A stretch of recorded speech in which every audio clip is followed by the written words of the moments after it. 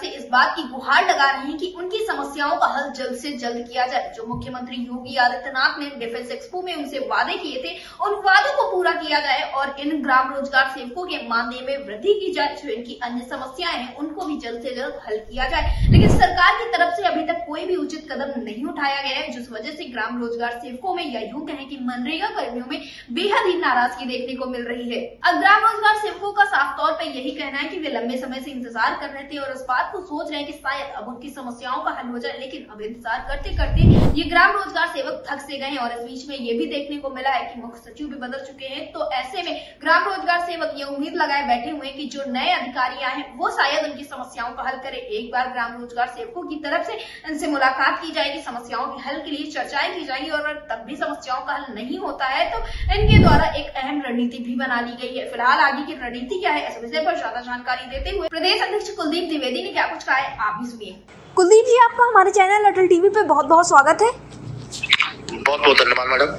कुलदीप जी, जैसा कि देखने को मिल रहा है कि लगातार ग्राम रोजगार सेवक अपनी आवाज को उठा रहे हैं, लेकिन सरकार की तरफ से कुछ खास देखने को नहीं मिल रहा है। इस बार भी देखने को मिला कि मॉनसून सत्र में कुछ खास निकलकर सामने नहीं आ पाया है। अब हर जगह पे तमाम तरह की रणनीतियां बनाई जा रही है। जो अन्य विभाग के कर्मचारी हैं उनका यही कहना है कि अब हम अपने हिसाब से अपनी समस्याओं को हल करवाने का पूरा प्रयास करेंगे। तो मैं जानना चाहूंगी, इस संगठन इस वक्त पर क्या कुछ तैयारियां कर रहा है, क्या रणनीतियां बना रहा है?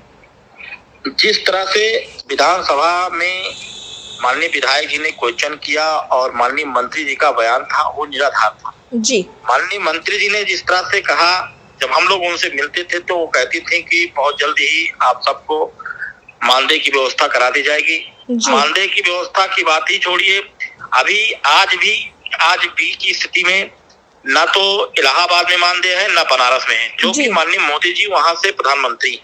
ये बहुत ही शर्मनाक बात है और जो भारतीय जनता पार्टी का सिस्टम है वो पूरी तरह से अधिकारी फेल करने में लगे हुए हैं और ये फेल कर चुके हैं।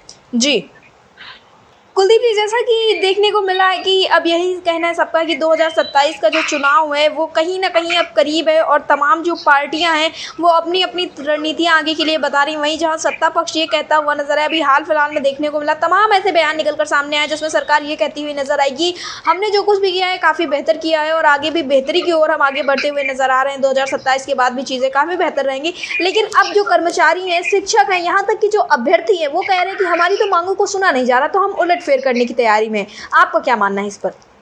बिल्कुल उलटफेर की पूरी तैयारी है और सरकार पूरी तरह से फेल नजर आ रही है। जी, इसलिए फेल नजर आ रही है कि अभी एक मामला संज्ञान में आपके होगा कि माननीय राष्ट्रीय अध्यक्ष समाजवादी पार्टी के अखिलेश यादव जी ने एक प्रकरण उठाया था सिद्धार्थनगर का, जिसमें पीएलओ का कार्य कर रही रोजगार सेवका के ऊपर मुख्य सचिव से शिकायत करके उसका संविदा समाप्त करने का कार्रवाई किया। बल्कि वहां की रोजगार सेवका ने फार्म 7 अगर नहीं भरा तो फार्म 7 जब नहीं भरा तो उसका नाम कैसे कटा, ये जांच का विषय है। और जांच के बाद भी वहां के अधिकारी अपना पल्ला झाड़ने के कारण रोजगार सेवका की समाप्ति का नोटिस जारी कर दिए हैं। पूरी तरह से ये फेल नजर आ रहे हैं।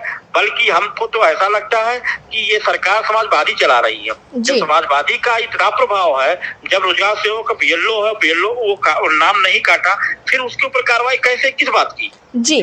और अभी आपके उन्नाव जनपद में एक रोजगार सेवक के ऊपर प्रधान द्वारा जिस तरह से हमला किया गया, आज भी वो भर्ती है जी। हम उसकी घोर निंदा करते हैं और आपके माध्यम से हम मांग करते हैं कि अगर मुकदमा दर्ज नहीं हुआ तो उत्तर प्रदेश में ग्राम रोजगार सेवक पूरी तरह से कार्य ठप करके आंदोलन करने के लिए बाध्य होगा अगर कार्रवाई नहीं। जी कुलदीप जी, आपने बिल्कुल ठीक कहा। लेकिन जो आप लोग की मूल समस्याएं थी, जैसा कि मानदेय की समस्या हो गई या फिर जो अन्य कार्य हो गए और मुख्यमंत्री योगी आदित्यनाथ के द्वारा किए गए जो वादे हो गए, उन सारी चीजों को पूरा करवाने के लिए अब संगठन किस ओर आगे बढ़ेगा? अभी हम ये 1 तारीख से माननीय अब मुख्य सचिव जी नए आए हैं, मुझे उम्मीद है कि माननीय मुख्य सचिव जी के नेतृत्व में अच्छा चलेगा। प्रमुख सचिव भी हटे हैं हमारे विभाग के। अब हम लोग मिलेंगे, एक बार प्रयास करेंगे, उसके बाद अगर प्रयास के बाद भी हमारी बातें नहीं सुनी जाती हैं तो हम आंदोलन करने के लिए लखनऊ में बात होंगे। जी कुलदीप जी, अटल टीवी से जुड़ने के लिए धन्यवाद। बहुत बहुत धन्यवाद मैडम आपका।